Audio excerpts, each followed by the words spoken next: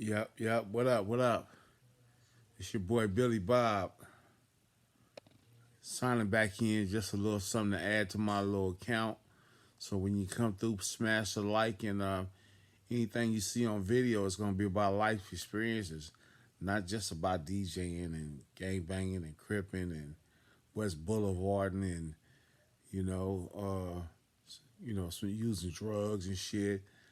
Not just only about philosophy and spirituality and politics. I'll be politicking too.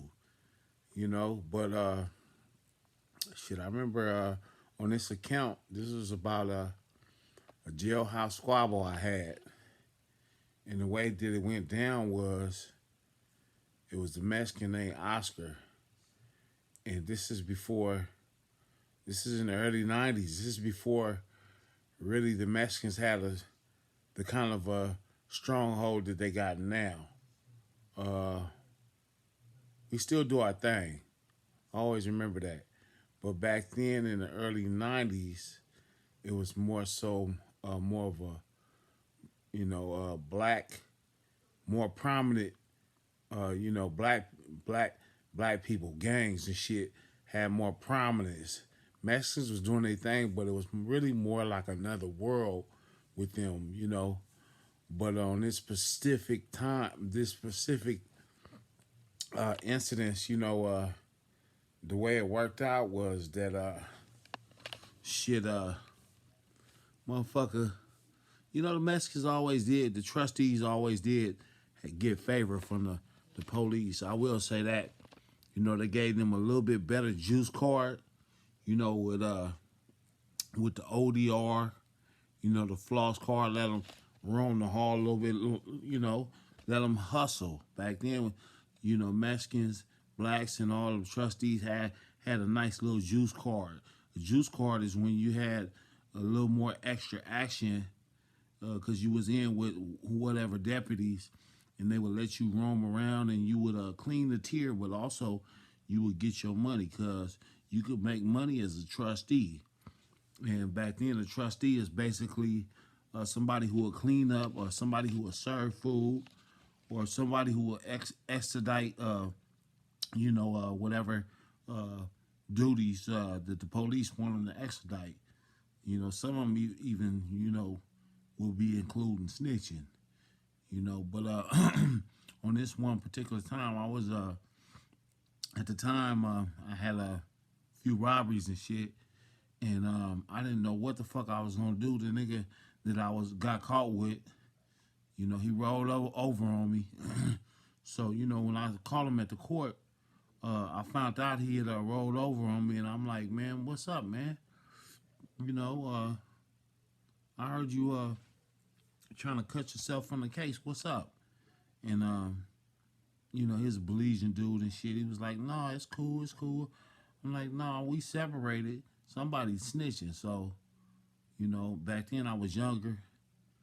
So, and I had been away. So, my tolerance was very short for bullshit. And I already just was up. I had one up on him. I had already been introduced to the game and how the shit go with this lifestyle.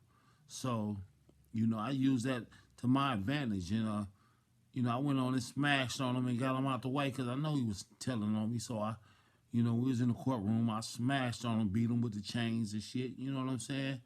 And the police separated us and shit.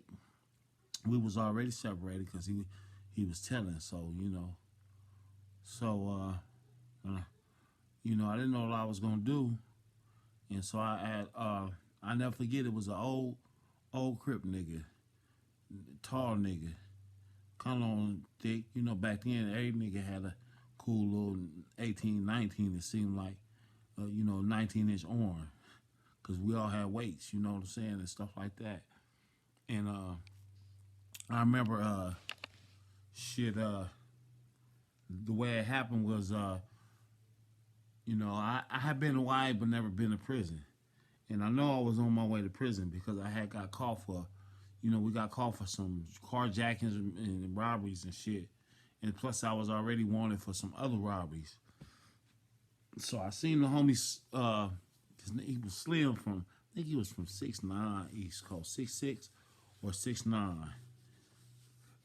OG nigga though, been had way more time in the system. He looked at me as a youngster. This in the early '90s, and so I was telling him, man, I think I'm fucked. What I don't know what I'm gonna do, man. I ain't got no money, I ain't got no attorney, Tell me, what you think. And back then, it's kind of hard to just, not run your shit by somebody because you in a world of trouble for the shit you did. And this dude looked like somebody I could get some solid, input from. So I ran it by him just in a general way. I didn't tell him every goddamn thing, never that, but just chopping it up about my case and shit. What I was looking at, and he was like, yeah, right now so early in the game, the deal they gonna offer you ain't gonna be cool.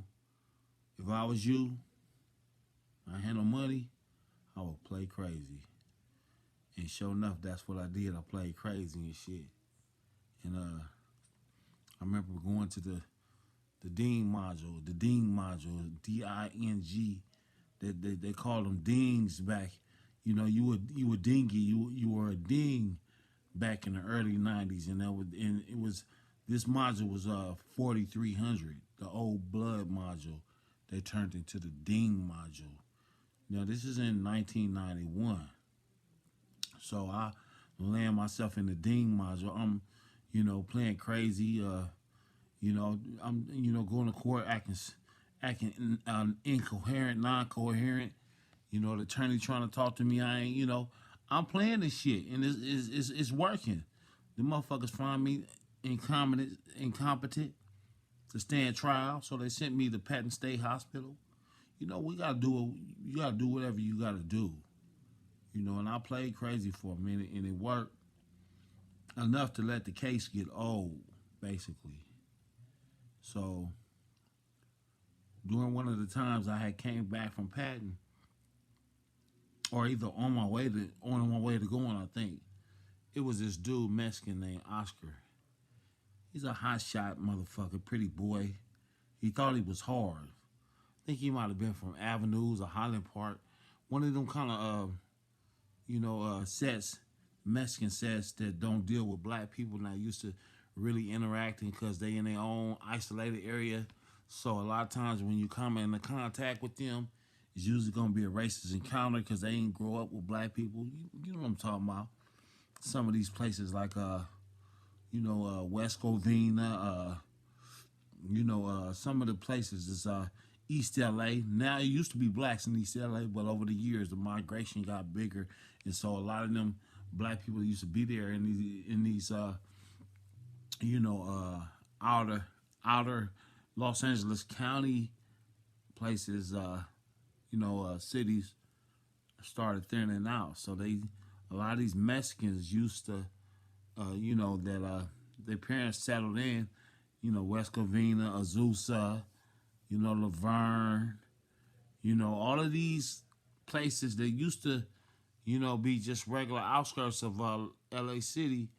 Now you have this population of immigration, and these immigrants is having kids, and their kids is growing up in these neighborhoods, and they're not dealing with blacks. So when they, when they see you, they have this racial, disposition. And a lot of time in the pen, them be the motherfuckers that we got to get down with. It don't be the fucking, Mexicans in LA City and South Central and all that. Because a lot of time we grew up with them. They understand that they supposed to be on their side and we supposed to be on our side. And they ain't going to fuck with nothing. But if something happened, then we had to, it go up. Then, they're going to be with their people and we're going to be with ours. That's understood. Neither, not even nothing to explain about that. But on this dude named Oscar was one of them kind of Mexicans. He wasn't used to fucking with black people. And so a lot of times he was talking shit to a lot of the real mentally ill people.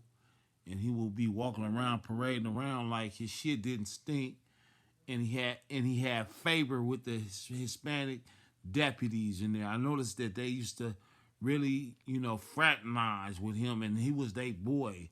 And I wasn't mad about that. I mean, I understand. It's a different get down for them. So I get it. I get it. So what happened was, you know, he would be in there talking shit to the mental health people. You know, just out of pocket with how you supposed to treat an inmate. Inmates don't fucking get down like that, and I knew that back then. So even though I was in that crazy ward, I'm very much conscious and back then was willing to hold him accountable for some of the lines that he crossed for being an inmate. I wouldn't give a fuck if you had juice with the police. If you're an inmate, there's certain things that you don't do. First of all, you got a line for over fraternizing with the cop, but since you ain't my race, I'm willing to just, let it play up under the radar. But really, that was the build-up. That was the build-up. I felt some kind of way because he thought he was untouchable because he used to fuck with the police too much. And I remember he used to talk a lot of shit because they would, when the police would rack the gates, we would have to come out and they would have to have pill call. And so they would have to go in some of the cells and, get people out. The nurses would call their names. And a lot of times it wasn't always pretty how they did that shit. And so I peeped this and I peeped the pattern of what was taking place. So eventually I knew that we was going to bump heads. I kind of knew that. When you're going to end up seeing somebody, this is one of them situations I knew that we was going, because I didn't like the shit that he was doing. And sure enough, one day I'm down visiting in another cell, because back then, they would rack the gates and you would go to whatever cell and go over there and play card. I had a homeboy named Shadow from PBG, crazy ass, and me and Shadow used to, we would be visiting each other's cells, what I'm saying, playing Tunk and all that shit back then, Coon Clan, and you could smoke, and then we would be cooking coffee grains and shit in the sock and dumping them in the milk cartons with the cigarette aluminum foil at the bottom, you know what I'm saying, and we make a bomb out the toilet paper and shit. Some of y'all niggas know about that, in the corner by the toilet, and cook the motherfucking coffee grains to make some motherfucking mud in the milk carton. You know what I'm saying? What you know about that. And so I remember at this one time, this nigga, while I'm down there visiting my partner Shadow and shit, downstairs in the motherfucking 6-man cell with 8 people. 2 people sleep on the floor, 6 people on the bed. Always downstairs, always had the 6th man. Upstairs just only had the 4 man. And I remember going, I'm in there with him and shit. He come to our gate. The Mexican name Oscar, by the way.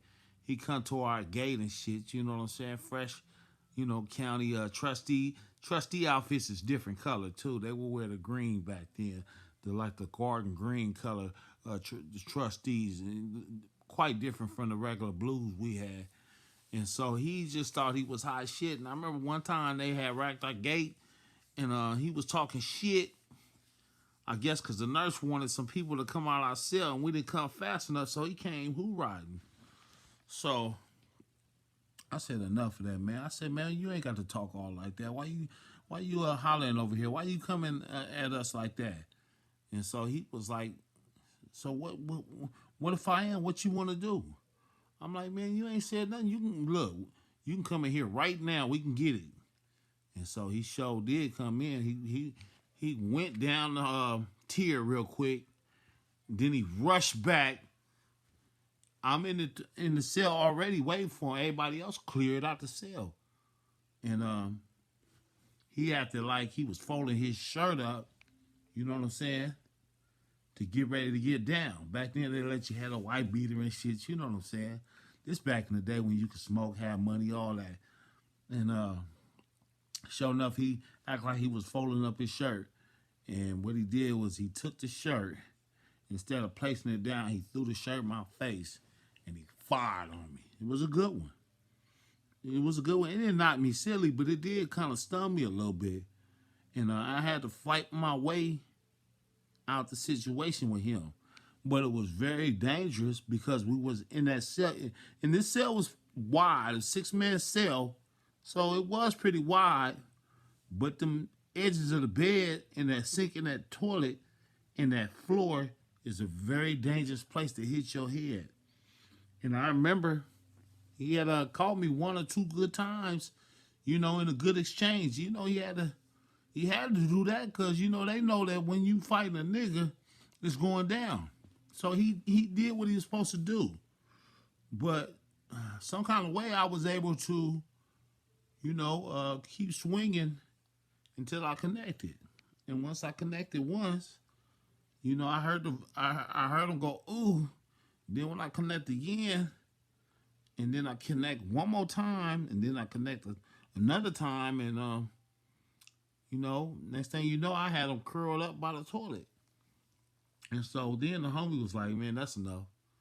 That's enough. So he ended up leaving. And then maybe about 10 minutes later, the police came. And, because they could walk down to the tier and, because the police catwalk is directly aligned with all the tiers. So they could just look through the window of the glass, come to where your cell is, look over in your cell from the glass. The catwalk got a glass that directly lined up with all cells so they can see everything. So they come down to where my cell is because, of course, he done went and they done discovered, you know what I'm saying? I had broke his, I think I had blacked his eye. I did something was his cheekbone. It was something was cracked. And the police didn't like that shit. So they cracked the cell out, made everybody come out, then came and got me. Yep. And what they did back then was at the end of each cell is 4 rows. It's Charlie,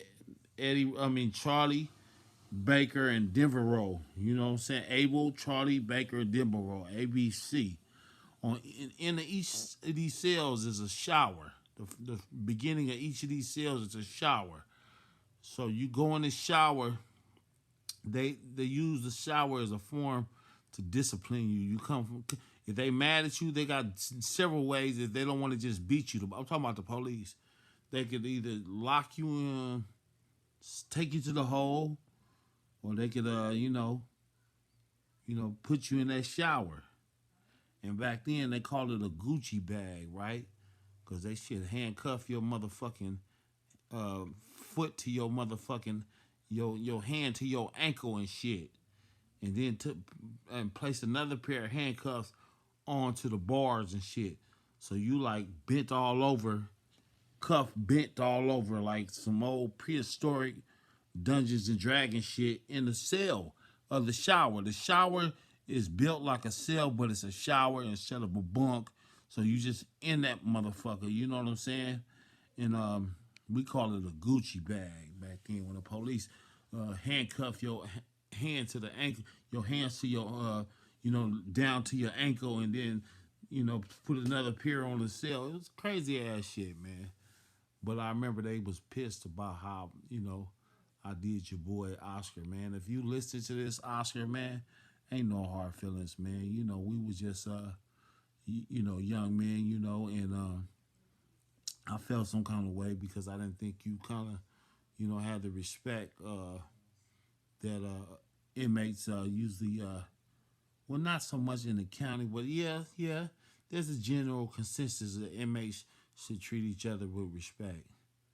And I think that you had a juice card, you was young, and you didn't know any better. And the police utilized your service, and you crossed the line. But it's all respect, man. I hope your life is working out well. You know what I'm saying? I hope you're still living. But that was one of my stories. Much love though. Hit the like button. Share this. Do whatever you need to do. But this is one of the cell fights that I had in the L.A. County Jail in 4300 back in the day.